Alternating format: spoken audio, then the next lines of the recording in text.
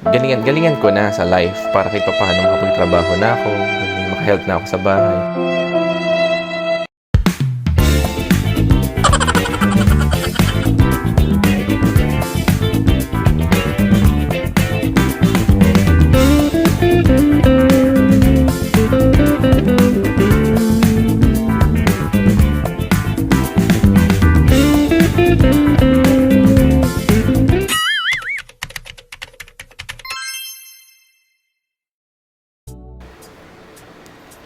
Hello everyone. So, this is my first podcast.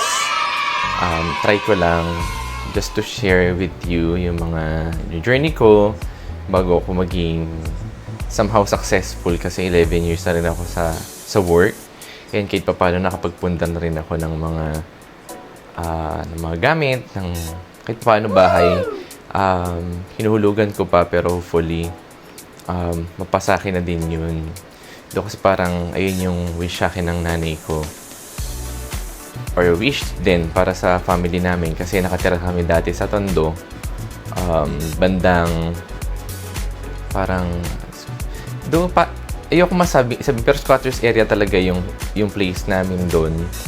And yun nga katabi siya ng estero or parang ilog Pasig. And ayun,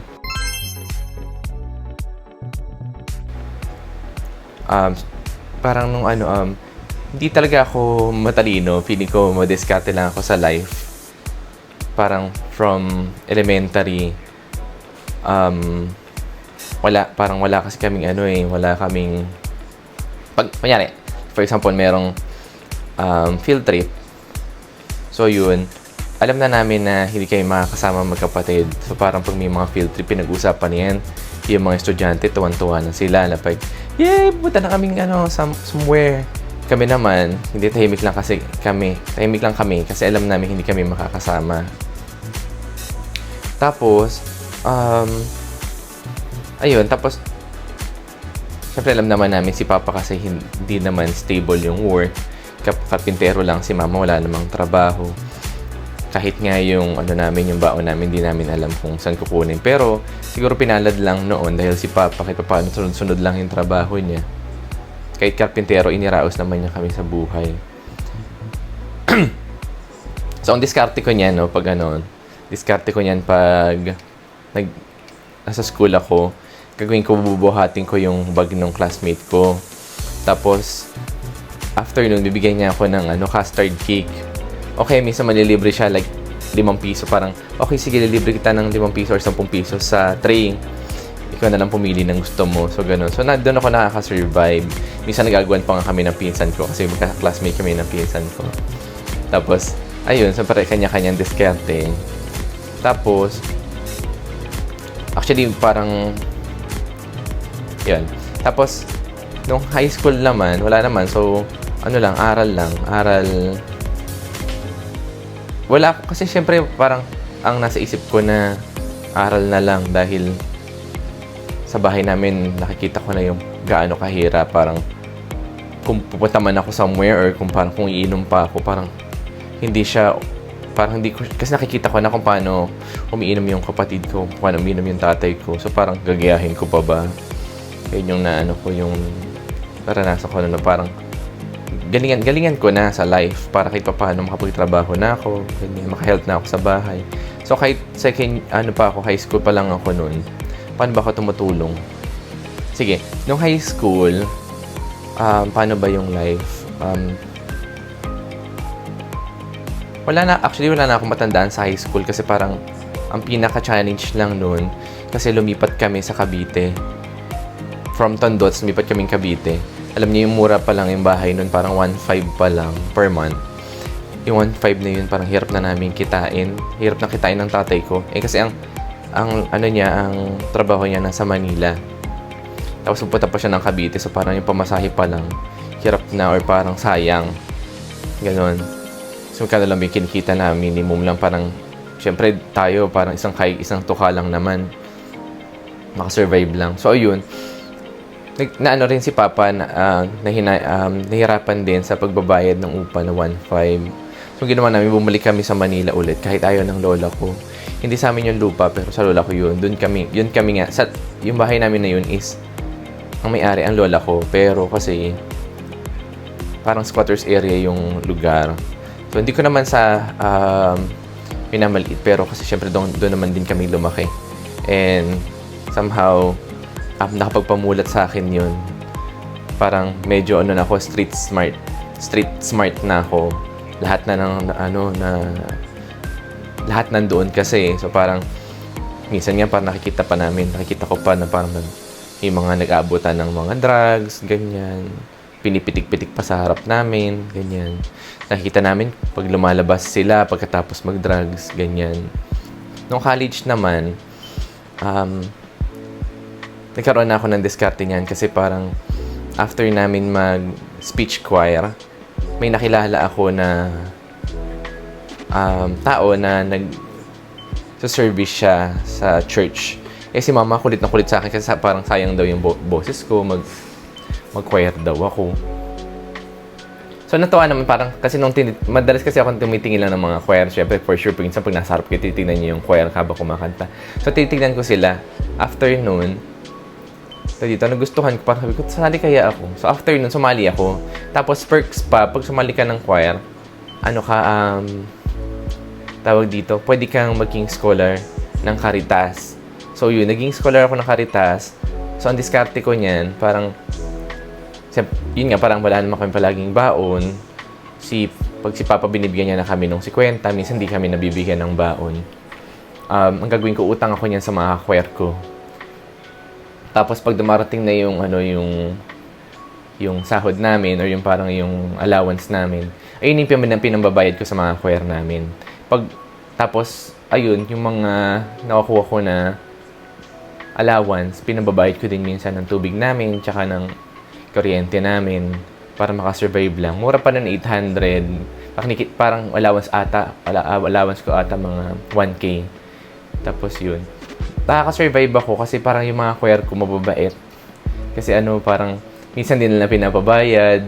Minsan kunyari nakakalimutan nila. May utang ka pala, pero feeling ko lang nila ako. Parang, kung di ba kayo makakalimot. Parang yan. Pero yun, nakakatawa naman parang hindi na nila pinapabayad. Kasi nga, alam nila na parang kailangan talaga namin. Tapos minsan nagiging na lang namin na parang bawi. Minsan, sinasamahan namin sila, taga-buhat kami, ganyan. So, yun, para makasurvive lang. Tapos, para makatapos din ako ng pag-aaral. Yung choir kasi kumakanta kami nung kasal, makanta kami ng Patay. Hindi ko makalimutan, una kong kanta ng Patay. Umiyak ako. Hindi naman namin kamag-anak yun, no? So, parang, siyempre kasi nakakaiyak yung kanta nung sa choir. Siyempre, pagkakanta ka ng Patay, yung nakakaiyak, hindi naman siyempre nakaka-inganyo or nakakasayaw pa. So, yun, nung kumakanta yung choir, sobra talaga, yumuko na lang ako kasi sobrang nakakaiyak yung kanta dahil di ako sanay. So, yun. Tapos, ang magsaya lang sa choir, kasi parang, siyempre, kasi kung music enthusiast ka naman talaga. So, parang every time kahit saan ka kumanta, kakanta ka talaga laban na laban kayo. So, ganun ako. Pag merong kanta-kanta, go lang. Kasi parang marunong naman ako, magaling naman ako. So, yun pinag-anuhan ko. Tapos, sa choir, may mga parang pag pumunta ka nung Patay, may mga uwi ka pa. Parang minsan nagtatago pa kami ng mga sorry, pero nagtatago kami ng mga cake, ng mga Goldilocks na cake, ng mga ganyan. Tapos, pinambabaon ko siya kinabukasan. So, parang big. Pag pumapasok ko, wow, big time, naka-Goldilocks. Pero hindi, parang kinuha lang namin yun nung kumanta kami. Pero syempre may approval naman yun. Nakita naman kami nung kinuha yun. Pero tinatake off lang namin. Sabi nga nila, bawal daw mag-uwi ng mga food sa Patay, di ba? Kasi nga parang masama. Pero yun, hindi ko nainisip kasi yun yung makapagpapabuhay sa akin. Yun yung makapag-survive sa akin sa pag-aaral. Ba't ko pa isipin yun? Parang, basta ewan, parang, parang, basta mabuhay lang. Though, kasi hindi naman masama yung ginagawa ko. Ayun, tapos, minsan, pag sinerte-swerte, kukunin kami sa kakanta ng kasal. Tsaka minsan yun, pag kumakata kami ng patay, naabutan din kami ng pera. Minsan yun, pag tuwan-tuwa na kami pag sinabing hatiin yung pera. Kasi minsan parang pangkakain, pero mas gusto namin hinahati yung pera kasi nga, makapag-uwi pa kami, alam namin meron pa kaming baon, meron pa kaming spare na pera na madudukot. Na parang kung gusto namin bumili ng kung ano man, kung kailangan sa school. So, ayun. Hindi ko lang din makalimutan. So, super thanks. Ewan ko, hulog na langit din yun. Kasi sa church, hindi ko practice kasi kami, parang meron kaming ipe-present na sayaw. Kasi may practice kami na sayaw. Tapos, parang sa malayo, nakakita ko ng 1,050. Tapos, yung araw na yun, ang dami kong bayarin. Parang kailangan kong magbayad ng kuryente, kailangan kong bumili ng gamit sa school, kailangan kong magbayad, ganyan. Tapos wala kami madukot, parang walang-wala kami. Ang sabi ng mama ko, Bin, umutang ka na. Kasi ganoon si mama, pag alam kong wala ng baon, sabi niya, Bin, umutang ka na ng pera sa mga choir mo para meron kang pambaon. So, ganyan, nagchat na siya. Nagte-text na siya nun. Tapos, ayun, nakapunta ko 1K. Tapos sabi ko, habang masayaw kami, sana walang maghanap. Kasi parang, makukonsensya talaga ako pag di ko binigay. Hindi ako nag-ano ng, sino kayo na tong 1K? Kasi, super need ko talaga yung pera. Parang, don't get me wrong, parang, hindi ko na siya inisip na na parang nagnakaw ba ako. Kasi super kailangan ko yung pera. Buti ang nangyari lang pulot ko, walang naghanap. Ayun, nakapagbayad ako ng mga utang, nakabili ako ng mga pang-PE uniform, ganyan. Feeling ko baka binigyan na lang yun ni St. Joseph kasi kay St. Joseph kami nag-service. Tapos yun, after college, pero before that, naging challenge ko din kasi nagkaroon ako ng pamangkin na parang siya yung naging siya yung naging angel namin sa bahay. So, para makasurvive din, ang dami ko ring pinasok. Like, nag-janitor ako sa isang cafeteria or parang restaurant. Nag-janitor ako, parang nagtatakal ng food and tagahugas ng pinggan. After niyan, parang may pinasok pa ako, nag-babysitter pa ako sa mga anak ng mga choir namin. And rin ako, nag-tutor ako ng isang estudyante. So, ayun, parang afternoon. Pero ito siguro ito na lang din yung sa mga katulad ko na breadwinner or nagtsatsaga. Huwag kayong makakalimot na magdasal. Ako ang ginagawa ko kasi, before ako pumunta sa trabaho ko, like, nagka-cafeteria na nag-janitor ako or nag-tutor ako, dumadaan ako sa church.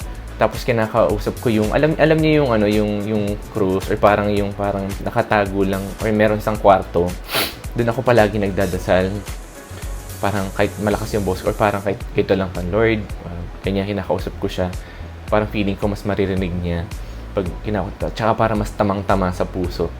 Nasabi ko, Lord, salamat. Sana makatapos ako ng pag-aaral para makahelp ako ng family ko. Ganun ako palagi, lalo na pag dumadaan ako. Kasi madalas yung jeep ko, pag pupunta school, madalas dumadaan sa church. Lagi ako nagko-cruise and lagi ko pinagdadasal na, Lord, sana makatapos ako ng pag-aaral. Huwag ka magkasakit, ganyan. Paulit-ulit yun. Hanggang sa ayun, nakatapos na ako ng pag-aaral. After ko before ako umakyat sa stage, chinat ko lahat ng mga nakatulong sa akin. Or tinext ko na, bago ako tumungtong sa stage, nais kong pasalamatan lahat ng tumulong sa akin. Nakatapos ako ng computer engineering. Ayun, sa awa ng Diyos. Ayun, so, siguro for this video, may ibabaong ko lang na huwag kayong bibitaw. Sabi nga sa kanta. Pero, yun, huwag kayong bibitaw sa life. Siyempre, talagang, parang, pag bumitaw ka kasi, parang, ibig sabihin, parang tinanggap mo ng madededs ka or parang wala na eh. Parang, huwag kang hihinto, pray ka lang. Yung iba naman kasi, parang, nagpe-pray lang, pero walang ginagawa. So, gumawa kayo ng paraan.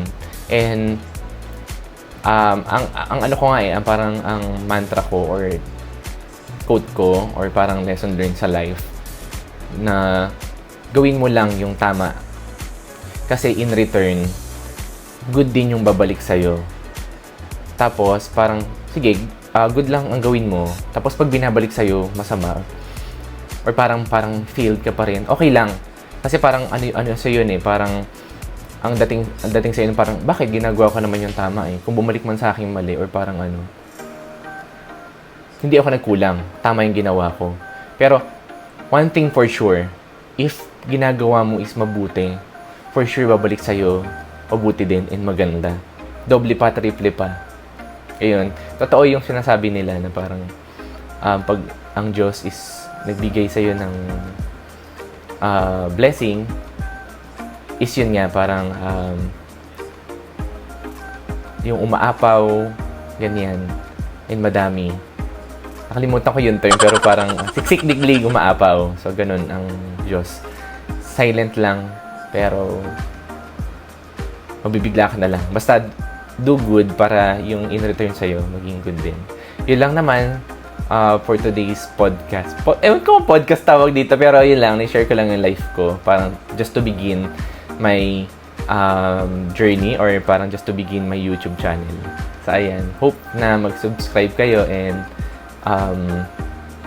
yun, mag-subscribe kayo para paano is maging ko rin to, source of income kung sakaling pala rin. And siguro yun, even if wala, gusto ko din na parang tipong mabaon ninyo and magamit din ninyo sa life. And huwag din kayo maya mag-chat or mag-comment. Kung sakali, pwede rin naman ako mag-advise kasi ang dami ko na lang pinagdaanan. Hope makatulong din ako sa inyo. Ayun lang. Salamat!